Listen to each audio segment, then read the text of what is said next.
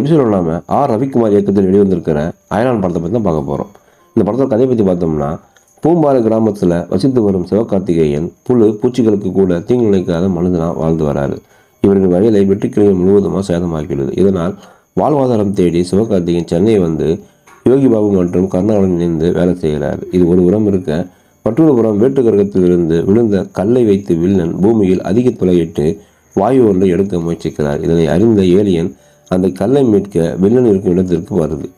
அப்போது கல்லை மீட்டி வெளியே வரும்பொழுது அடிபட்டு மயங்கிய நிலையில் சிவகார்த்திகேயன் குழுவிடம் மாட்டிக்கொள்ளுது. ஒரு கட்டத்தில் ஏலியனின் பிரச்சனையை தெரிந்து கொண்ட சிவகார்த்திகேயன் அதற்கு உதவி செய்ய நினைக்கிறார். இறுதியில் சிவகார்த்திகேயன் இதனால் என்ன பிரச்சனைகளை சந்தித்தார், ஏலியன் கல்லை எடுத்துக்கொண்டு தன் கிரகத்திற்கு சென்றதா என்பதே படத்தோட மீதி கதை.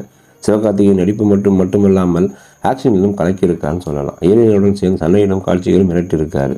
ராகுல் பிரீத் சிங் அழகாக வந்து கவர்றாரு. யோகி பாபு கருணாகரன் கூட்டணியில் காமெடியும் கை கொடுத்திருக்குன்னு சொல்லலாம். ஏலியனுக்கு சித்தார்த் குரல் கொடுத்திருக்காரு. இவரின் குரல் குழந்தைகளை கவரும் விதமாக அமைஞ்சிருக்கு. ரஹ்மான் இசையில் பாடல்கள் அனைத்தும் சூப்பர்னு சொல்லலாம்.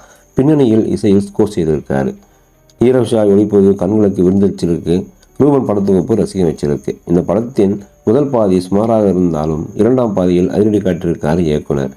காட்சிகளில் ஹாலிவுட் தளத்தில் உருவாக்கப்பட்டிருக்குது. வெட்டுக்கிளியில் வரும் காட்சிகள், ஏலியன் வரும் காட்சிகள் என படம் முழுவதும் கிராஃபிக்ஸால் மிரட்டியிருக்காருன்னு சொல்லலாம்.